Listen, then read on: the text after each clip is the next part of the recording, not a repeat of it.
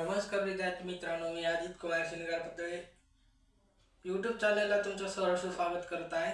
तर आजच्या तासामध्ये आपण असहकार चळवळ म्हणजे काय ते समजून घेतलेलं आहे। तर त्याच्यामधलं अतिशय महत्त्वाचा पॉइंट म्हणजे गांधीजीचे दक्षिण आफ्रिकेतील कार्य म्हणजे काय ते समजून घेतलं।